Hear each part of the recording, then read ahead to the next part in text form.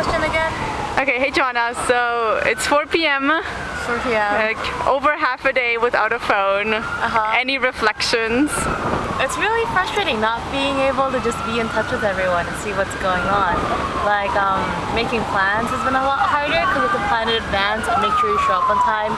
And there's a lot less flexibility as to like where you can be, so you can't just be like, hey, I'm sorry, running half an hour late. You're like, nope, I gotta be there or else they'll think something is wrong and then my friend won't be there anymore. So that's been really frustrating. So a lot more planning.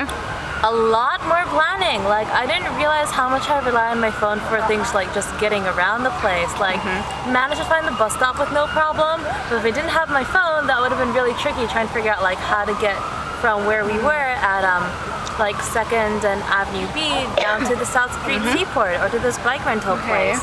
Because like without a map, it's just really difficult to figure out where you are, how to get to where you're going. What else has it been like? I don't know. Any other frustrations?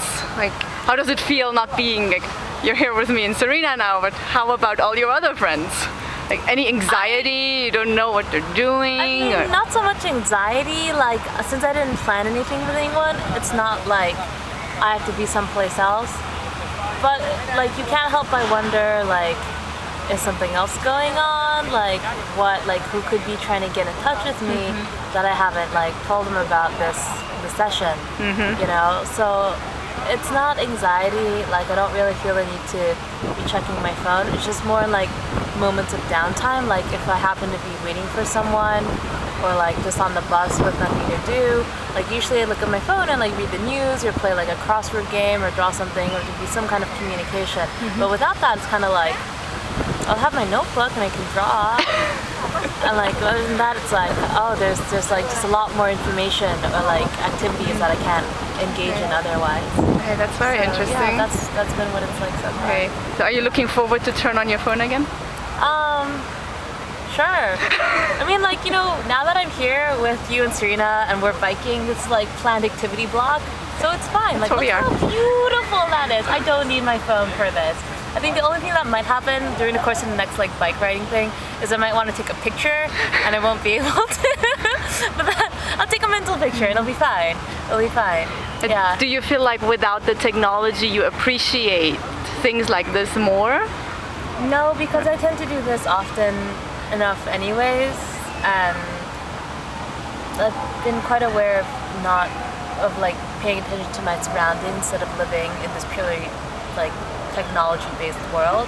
I did a project a little while earlier asking people how they spent their time while waiting for the bus for public transportation, and that's when I became aware that a lot of people use it as a means to engage in like very kind of solitary activities within their already established group of friends instead of connecting with their environment around them or with people who are around them. So after that point, I tried to become a bit more open to just like making small talk with strangers, even if it's just for like 2 minutes, or just paying attention to my surroundings and being in this kind of space that is, you know, New York, instead of just being in my phone all the time.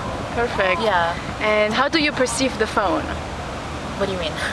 Like, is it something you would just borrow to somebody, or do you let people share your phone or things like that? I don't know anybody who lets anyone share their mobile phone. Like, I think like,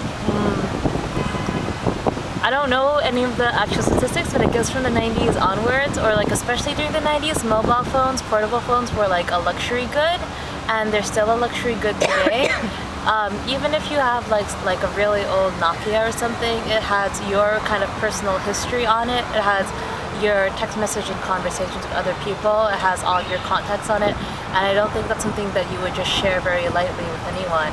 And especially if you have like a smartphone, because that has maybe, you know, your bank account, your email address, all your correspondence, all your work contacts and everything on it. That's not something you would share lightly.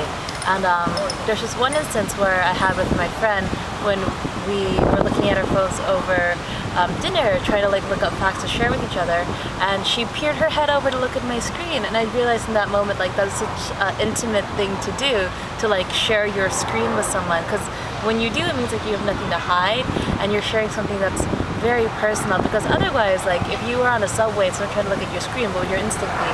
It'd be like, this is mine. What are you doing with it? Okay. It'd be more personal than someone reading a book because like this becomes yours because you can personalize it in a sense that you can't with other objects. Yeah. And generally, on how many social media platforms are you? I'm on Facebook. That's it? Is email a social network? Or like Twitter, Pinterest, Google Plus. I mean, at Google Plus, I was kind of signed up for automatically, I think. Like, I don't remember going in to register for it. I was like, oh, now I'm a part of this. Google has told me so. How much time do you spend on Facebook? A lot of time. Like, maybe like 2 hours a day or something, if I'm very honest. How many times do you check? My Facebook? Yeah. Like, depends on what I'm doing. Like, I'll check it if I'm bored and I'm outside and I have no messages. So, like, maybe 5 or 6 times a day. And if I'm at home just surfing the web, I like have the Facebook as a tab open and I go back and just see the How many friends do you have on Facebook? I don't know. You don't know. I don't know. So You can check my Facebook and then you can tell me how many friends I have. So how many people do you consider to be close friends? Very few. Right. Yeah. Yeah. And how do you keep in touch with those?